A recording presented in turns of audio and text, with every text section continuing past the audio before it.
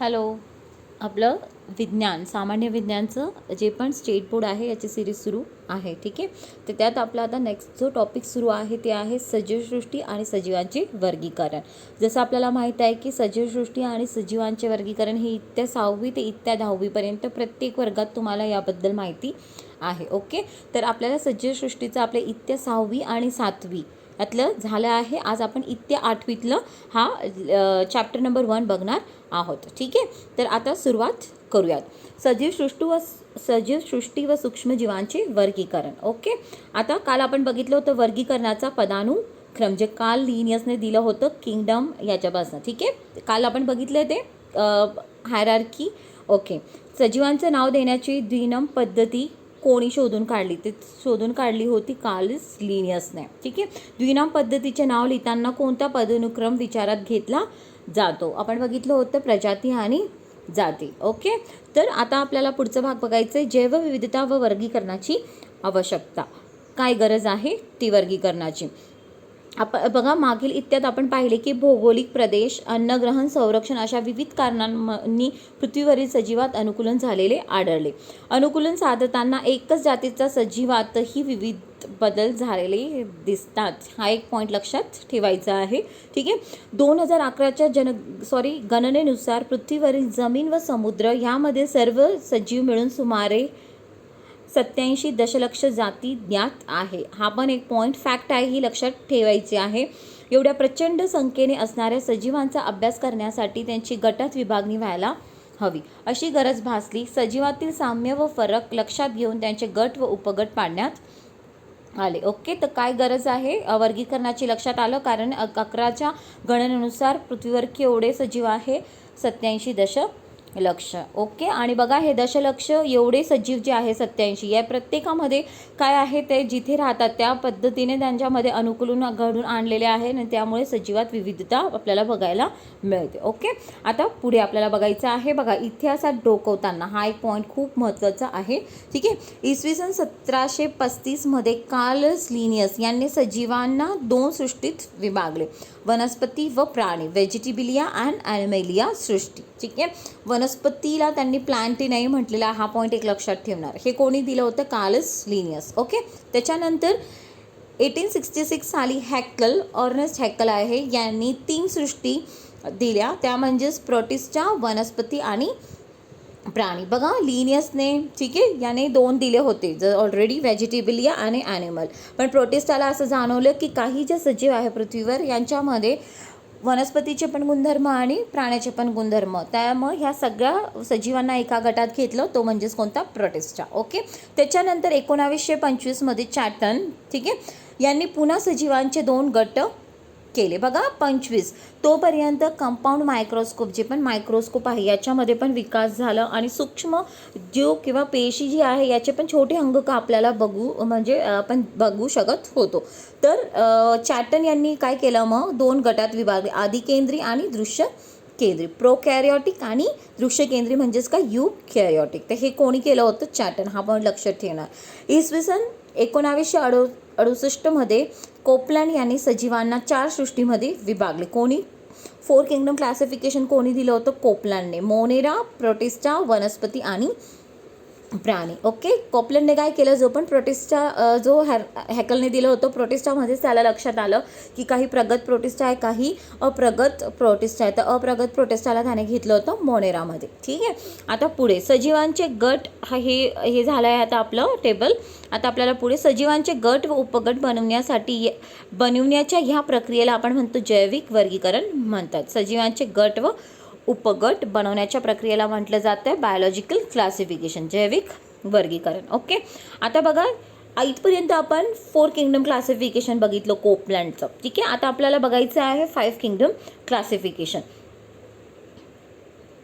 Robert Harding विटॅकर 1920 ते 1980 हे American परिस्थिती तज्ज्ञ होते, इकॉलॉजिस्ट होते. ते कोणत्या देशाचे? अमेरिका होऊन गेले. त्यांनी इसवी सन 1969 सजीवांची 5 गटात विभागणी केली. यालाच आपण म्हणतो 5 किंगडम क्लासिफिकेशन, 5 सृष्टी वर्गीकरण. कोणाचं आहे? विटॅकरचं. ते कोणत्या देशाचे होते? अमेरिकन. हे लक्षात ठेवा, आयोग अशा पद्धतीचे विचारतात, कोणत्या देशाचे काय होते ते इकॉलॉजिस्ट होते. ओके, आता पुढे जे विटाकरने दिलेले जे आता आपण फॉलो करतो किंवा ह्या वर्गीकरणच आता आपण अवलंबन करत आहोत, तर हे कशावर आधारलं होतं? वर्गीकरणासाठी विटाकर यांनी पुढील निकष विचारात घेतले. ज्यावेळेस त्याने पृथ्वीवरील सजीवांचं वर्गीकरण करायचा विचार केला तर त्याने काय काय निकष घेतले होते? ठीक आहे, तर पहिले पेशीची जटिलता, complexity of the cell structure, आदिकेंद्री आहे का दृश्य केंद्री? बघा इथे साईडला तुम्ही चार्ट पण बघत चला. तर पहिले त्याने बघितलं आदिकेंद्री, दृश्य केंद्री, प्रोकॅरियोटिक, युकॅरियोटिक. प्रोकॅरियोटिक आपण बघितलं ऑलरेडी, आपली पेशी झाली आहे.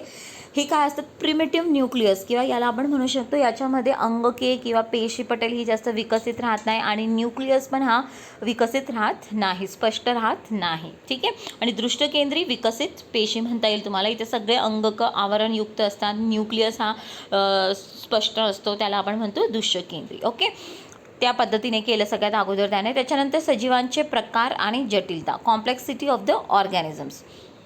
पहिले काय होतं? सेल स्ट्रक्चरचं होतं, आता complexity of the organism.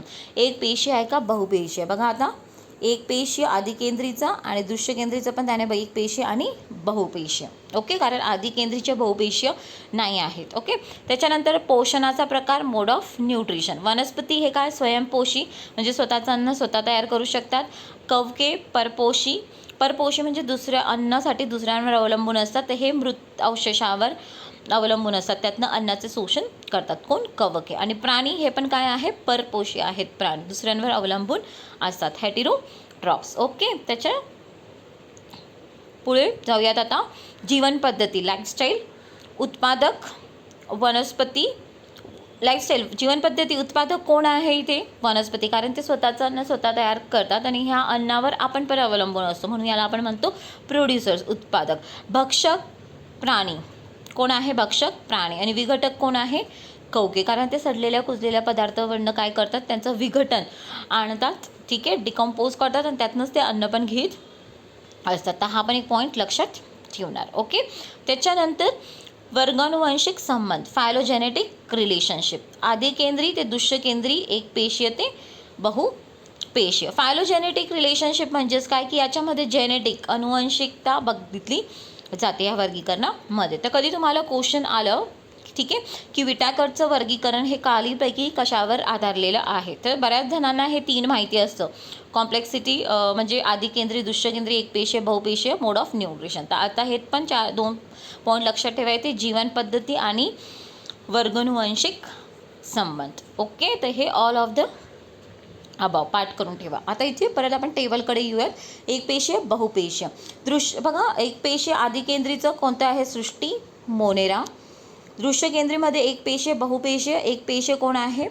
Protista. हा पॉईंट खूप व्यवस्थित लक्षात ठेवणार तुम्ही. एक मिनटं, आपण कलर जरा बदलूयात पेनचा.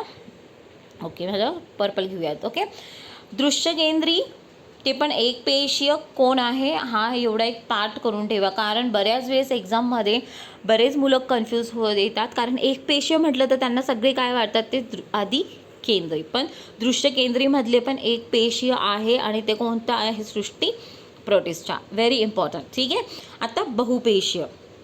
बहुपेशीयमध्ये 3 आहेत. कवके म्हणजेच किंगडम फंगाय, वनस्पती किंगडम प्लांटे आणि प्राणी.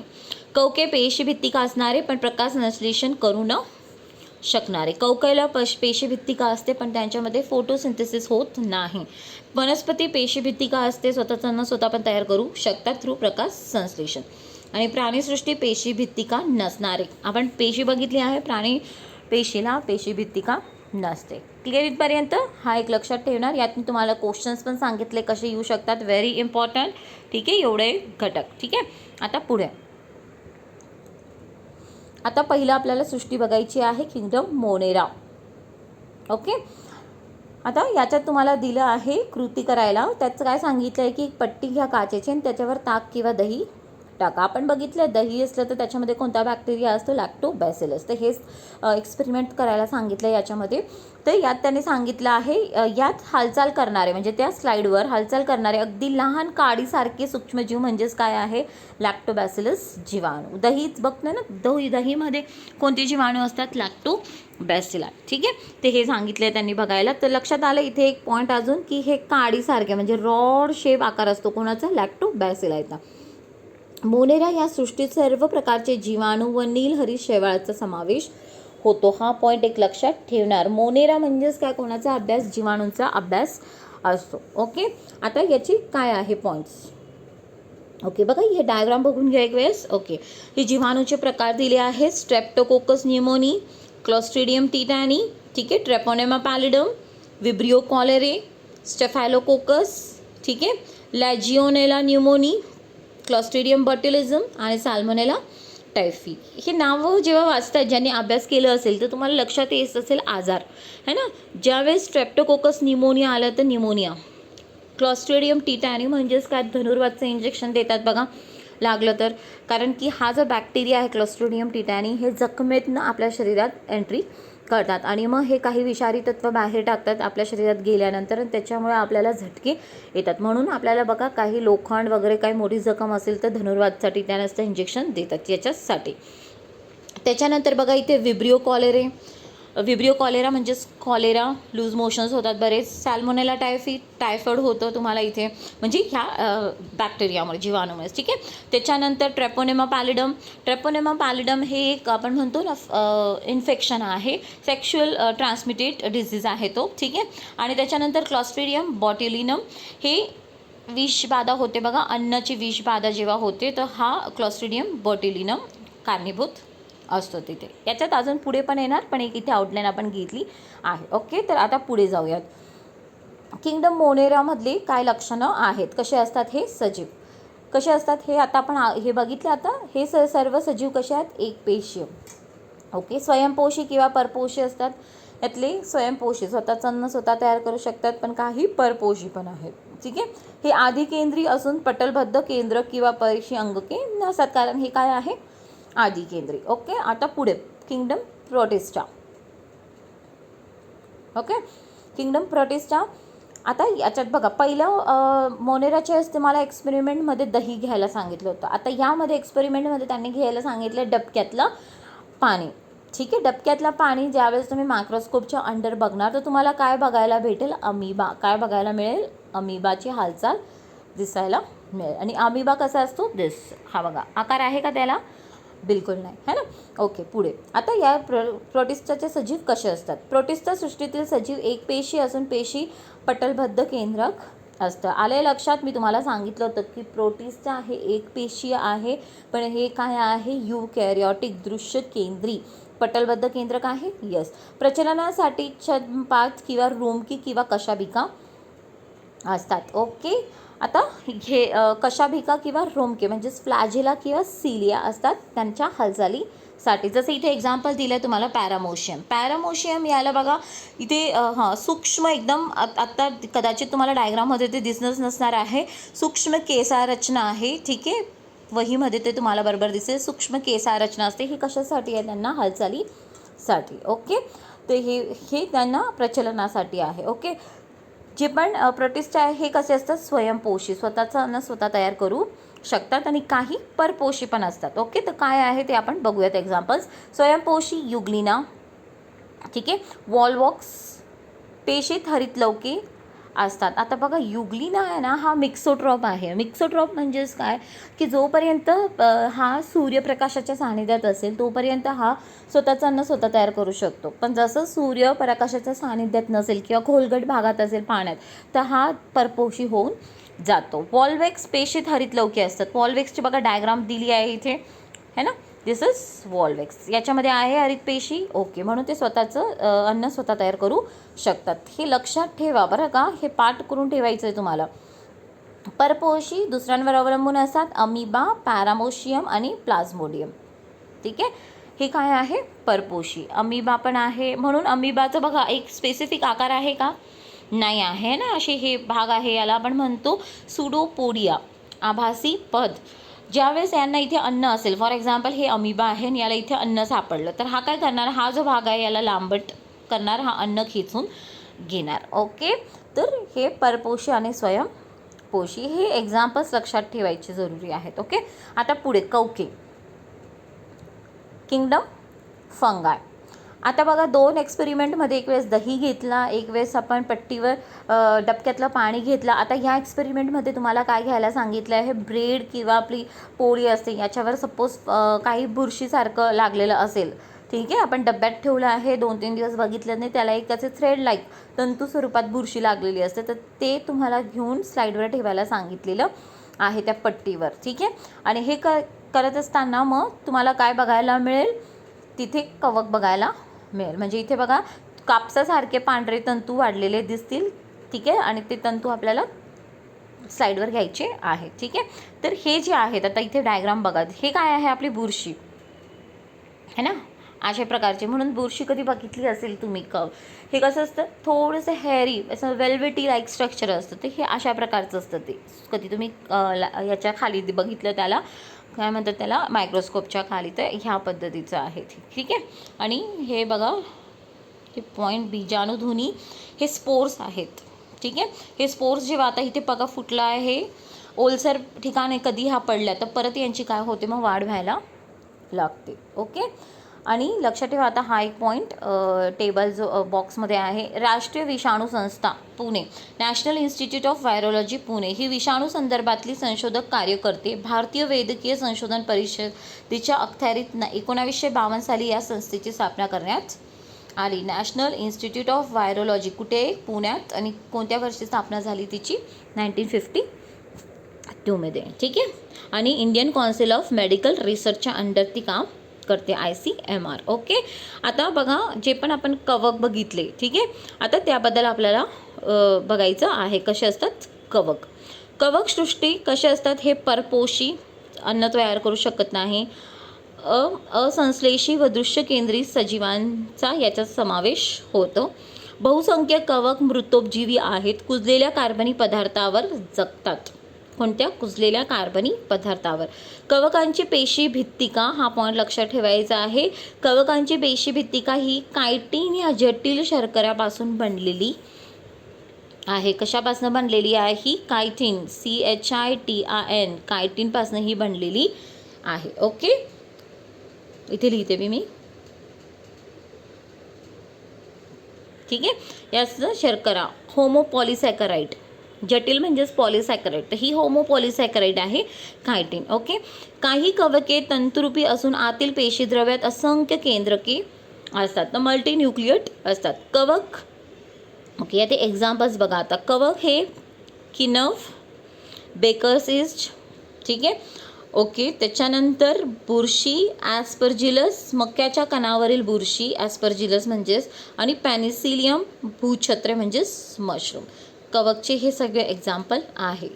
किनफ, बेकर्स इस्ट, काय याला बेकर्स इस्ट म्हणतात, किनफचं एक एक्झाम्पल आहे सॅक्रोमायसिस सिरिव्हिसिए.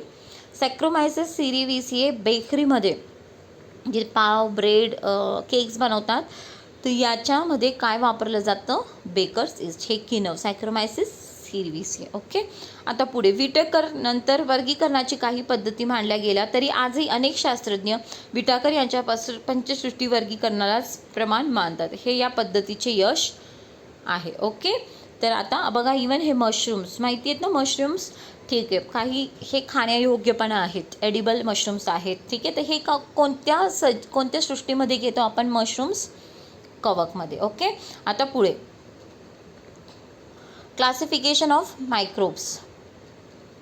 ठीक आहे, पृथ्वीवरील एकूण सजीवांमध्ये सूक्ष्मजीव सर्वाधिक संख्येने आहे, त्यांची पुढील प्रमाणे विभागणी करता येते.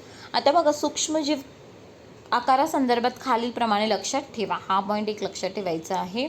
1 metre is equal to 10⁶ micrometre, 1 metre is equal to 10⁹ nanometre. Okay, कारण की आपण जे 100 मायक्रोमीटर एवढ्या आकाराचे जे सजीव असतात, 100 मायक्रोमीटर किंवा पेक्षा, ते आपल्याला डोळ्याने दिसू शकत नाही. ओके, आता सूक्ष्मजीव, मायक्रो ऑर्गॅनिझम्स, आदिकेंद्री आणि दृश्य केंद्री. आदिकेंद्री प्रोकॅरियोटिक जीवाणू आहे म्हणजेच बॅक्टेरिया, आणि दृश्य केंद्री कोणते आहेत? आदिजीव, कवके आणि शैवाल. ओके. आता पुढे बॅक्टेरियाबद्दल आपल्याला बोलायचं आहे. जीवाणू व्हेरी इम्पॉर्टंट. हे पण हे बघा आकार दिले आहेत इथे, गोल, दंडगोल, दंडाणू है ना, सर्पिलाकार, स्वल्प विराम म्हणजे कॉमा शेप है ना. ओके. आता बॅक्टेरियाचा आकार केवढा असतो? 1 मायक्रोमीटर ते 10 मायक्रोमीटर. बॅक्टेरिया हे काय आहे? युनिसेल्युलर. ठीक आहे. एकच पेशी स्वतंत्र सजीव म्हणून जगते. काही वेळा बरेच जीवाणू एकत्र येऊन वसाहती बनवतात. अनेक जीवाणू एकत्रित येतात आणि कॉलोनीज बनवतात. जीवाणू पेशी आदिकेंद्रकी असते. पेशीत केंद्रक व पटलयुक्त अंगके नसतात. पेशी भित्तिका असते. जीवाणूंना पेशी भित्तिका असते. ती कशाने बनलेली आहे? ऑलरेडी आपला हा लेक्चर झाला आहे.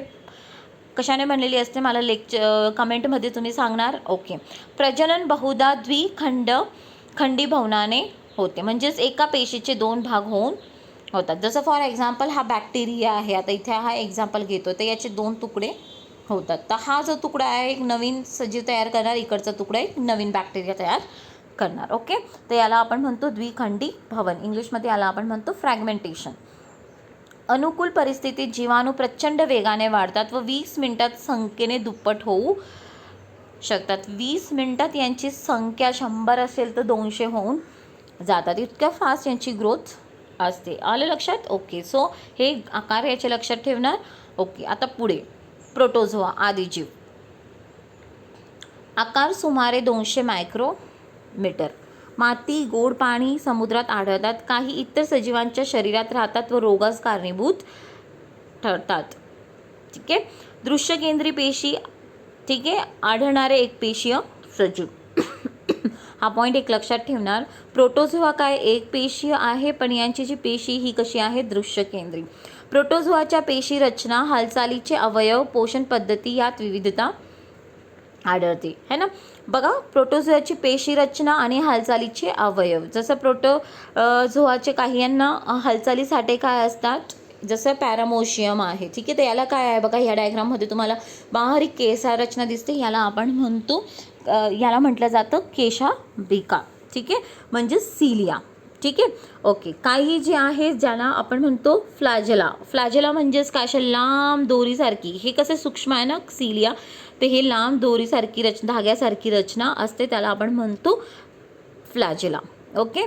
यात पोषण पद्धती पण कशी असते? वेगवेगळी. काही परपोषी आहेत तर काही स्वयंपोषी आहे. प्रजनन द्विखंडन पद्धतीने. ओके. तर याचे एक्झाम्पल्स दिले आहेत इथे. अमिबा, पॅरामोशियम. ठीक आहे. पॅरामोशियम कुठे आढळतं? गढूळ पाण्यात आढळतो. स्वतंत्र जीवन जगतात. अँटामिबा हिस्टोलिका अमांश होण्यास कारणीभूत. अमिबियासिस, अँटामिबा हिस्टोलिका.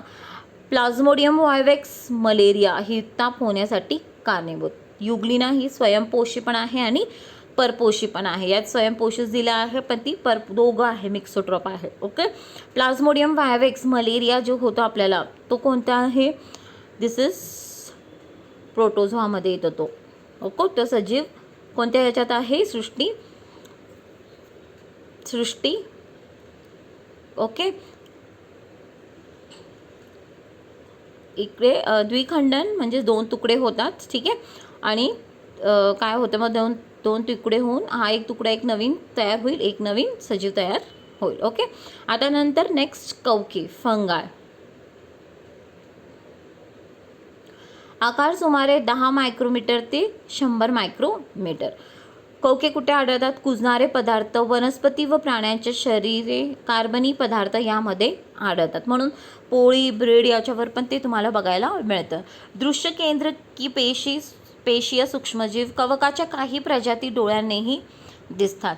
पृथुकजीवी असून कार्बनी पदार्थापासून अन्न शोषण करतात. प्रजनन लैंगिक पद्धतीने आणि द्विखंडन व मुकुलायन अशा अलैंगिक पद्धतीने. ठीक आहे. यांच्यामध्ये जो रिप्रोडक्शन आहे हा दोघं टाईप आहे, सेक्शुअल पण असेक्शुअल पण. ठीक आहे. जो पण असेक्शुअल जो आहे द्विखंडन म्हणजेच फ्रॅगमेंटेशन, आणि मुकुलायनला आपण म्हणतो बडिंग. काय म्हटलं जातं? बडिंग. ओके. आणि ठीक आहे, अशा पद्धतीने होतं. आणि बघा अलैंगिक म्हणजेच काय, सिंगल पॅरेंटपासूनच नवीन सजीव तयार होऊन जातात, 2 पॅरेंटची ते गरज राहत नाही. उदाहरण आता इथे बघा, कवकाचे ईस्ट, कॅन्डिडा आणि आळंबी. ओके, आता नेक्स्ट शैवाळ बघायचं आहे आपल्याला. नेक्स्ट पॉईंट, शैवाळ. अलगे, आकार सुमारे 10 मायक्रोमीटर ते 100 मायक्रोमीटर. पाण्यात वाढतात, दृश्यकेंद्री, एकपेशीय आणि स्वयंपोषी सजीव, कारण यांच्यामध्ये हरितद्रव्य असल्यामुळे ते स्वतःचं अन्न तयार करू शकतात. पेशीतील हरितलवकांच्या सहाय्याने प्रकाश संश्लेषण करतात, म्हणजेच स्वतःचं अन्न तयार करतात. एक्झाम्पल क्लोरेला आणि क्लॅमायडोमोनास. ठीक आहे, शैवाळच्या थोड्या प्रजाती एकपेशीय आहेत, तर इतर सर्व शैवाळ बहुपेशीय असून नुसत्या डोळ्याने पण दिसतात. लक्षात ठेवा, क्लोरेला हा जो आहे ना, याच्यामध्ये खूप प्रोटीन समृद्ध असतो क्लोरेला. इवन हा ऑक्सिजन बाहेर टाकतो. ठीक आहे, आणि याच्यामुळे जे पण आपले स्पेस जातात ना वरती, काय म्हणतात त्याला, अवकाशमध्ये संशोधन करायला स्पेसक्राफ्ट जातात. ठीक आहे, तर हे लोक त्यांच्या स्पेसशिपमध्ये क्लोरेला हे घेऊन जातात. का? कारण याचा अन्न म्हणून पण उपयोग होतो आणि हा ऑक्सिजन बाहेर टाकतो, तर ऑक्सिजन पण त्यांना तिथे उपलब्ध होऊ जातं. ओके, आता पुढे विषाणू. हे बघा, एक जे आपण म्हणतो ना बेकर्स इस्ट, हे काय आहे, सॅक्रोमायसिस. हे एक्झाम्पल बघा, बेकर्स इस्ट किनवा आहे. क्लोरेला हे बघा, दिस इज क्लोरेला, याला खातात पण. ठीक आहे, आता व्हायरसबद्दल आपल्याला बोलायचं आहे. आकार बघा, व्हायरसचं सुमारे 10 नॅनोमीटर ते 100 नॅनोमीटर, मायक्रोमीटर पण नाही, नॅनोमीटर. लक्षात ठेवा हा युनिट. ठीक आहे, मला तुम्ही सांगणार आता कमेंटमध्ये की जो पण आपला कोरोना व्हायरस आहे याचा आकार केवढा आहे. ठीक आहे, आकार एवढा आहे म्हणूनच आपल्याला मास्क घालायची परमिशन म्हणजे सांगितलं आहे ना, म्हणजे ते कंपल्सरी केलं आहे. मास्कमध्ये पण सिम्पल कापडचा मास्क पण आपल्याला जरुरी म्हणजे चालेल. N94 नाही घेतला तरी चालत आहे. का? कारण त्याचा आकार खूप मोठा नाही, खूप मोठा नाही म्हणजे नॅनोमीटरमध्येच आहे, पण तो आकार केवढा आहे ते मला कमेंटमध्ये नक्की सांगणार. आणि तुम्ही उत्तर देत नाही आहे मला कमेंटमध्ये, हे मला लक्षात आलेलं आहे. प्लीज, हे तुमच्यासाठी आहे. ओके, पुढे आता व्हायरस. विषाणूंना सामान्यतः सजीव मानले जात नाही किंवा एक मिनटं हे आपण काढूयात. विषाणूंना सामान्यतः सजीव मानले जात नाही किंवा ते सजीव निर्जीवांच्या सीमारेषेत आहेत. They are both living as well as non living. मात्र त्यांचा अभ्यास सूक्ष्मजीवशास्त्रात केला जातो, पण त्यांचा अभ्यास आपण मायक्रोबायोलॉजीमध्ये करतो. विषाणू अतिसूक्ष्म म्हणजे जीवाणूच्या 10 ते 100 पटीने लहान असून फक्त इलेक्ट्रॉन सूक्ष्मदर्शकानेच दिसू शकतात. मायक्रोमीटरमध्ये ना ते, नॅनोमीटरमध्ये ना ते, स्वतंत्र कणाच्या रूपात आढळतात. विषाणू म्हणजे DNA किंवा RNA रायबोन्यूक्लिक आम्लपासून बनलेले लांब लचक रेणू असून त्याला प्रथिनांचे आवरण असते. ओके, वनस्पती व प्राण्यांच्या जिवंत पेशीत ते राहू शकतात व ह्या पेशीच्या मदतीने विषाणू स्वतःची प्रथिनं बनवतात व स्वतःच्या असंख्य प्रतिकृती निर्माण करतात. त्यानंतर यजमान पेशीला नष्ट करून ह्या प्रतिकृती मुक्त होतात व मुक्त विषाणू पुन्हा नव्या पेशींना संसर्ग करतात, म्हणून याला आपण म्हणतो व्हायरल डिझीज. तर हा लक्षात ठेवा, हा विषाणू व्हायरस जो असतो ना, जोपर्यंत हा बाहेर आहे, ठीक आहे, हा जोपर्यंत बाहेर आहे तोपर्यंत हा कसा असतो, नॉन लिव्हिंग, मृत असतो. ठीक आहे, पण जसाच हा एखाद्या शरीरात जातो हा काय होतो, ॲक्टिव्ह होऊन जातो. मग त्यांच्या प्रती मल्टिप्लाय होतो आणि संख्या याची काय होते, वाढत जाते. म्हणून आपल्याला सांगितलं ना, तो कोरोनामध्ये परत हात धुवा, म्हणजे तुमच्या हातावर पण असेल तर तोपर्यंत तो काय आहे, मेलेला आहे, काय कामाचा नाही. पण कधी हा आपण तोंडाला डोळ्याला हात लावलं, ठीक आहे, नाकात हात टाकलं तर काय होणार आहे, हे विषाणू आपल्या शरीरात जाणार आणि मग आपल्याला व्हायरल डिझीज होतो. ओके, लक्षात आलं आता. ओके, पुढे आता विषाणूंमुळे वनस्पती व प्राण्यांना विविध रोग होतात. प्राण्यांना पण होतात आणि वनस्पतीला पण होतात. जसं हे बघा, टोमॅटोमध्ये विल्ट विषाणू. कोणता आहे, विल्ट विषाणू. टोबॅको, हे टोमॅटो आहे. तंबाखूमध्ये पण होतो टोबॅको मोझॅक व्हायरस, TMV. इथे मी थोडंसं ॲडिशनल सांगते तुम्हाला. ओके, तिथेच तुमचं कंप्लीट होत आहे हे विषाणू होते.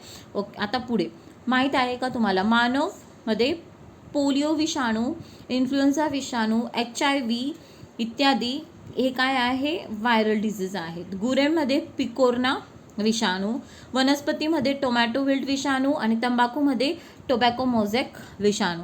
जीवाणू कोणते आहेत, बॅक्टेरियोफेज हे विषाणू जीवाणू वर हल्ला करतात. म्हणजे बघा, जे बॅक्टेरियोफेज जो आहे, लक्षात ठेवा, बॅक्टेरियोफेज हे काय आहे? विषाणू आहे. काय आहे हा? विषाणू. हा विषाणू कोणावर हल्ला करतो? बॅक्टेरियावर, जीवाणूवर. ओके, हा लक्षात ठेवणार. तर हे पाठ करून ठेवा, याच्यावर जोड्या लावा, तुम्हाला विचारू शकतात. ओके, तर इथेच आपला हा लेक्चर कंप्लीट होत आहे. ओके, आता आपण उद्यापासून रोज 2-2 लेक्चर्स मी अपलोड करत जाणार आहे, जेणेकरून तुमच्या परीक्षेपर्यंत सगळं स्टेट बोर्ड कंप्लीट होईल. ठीक आहे. So take care. थँक्यू.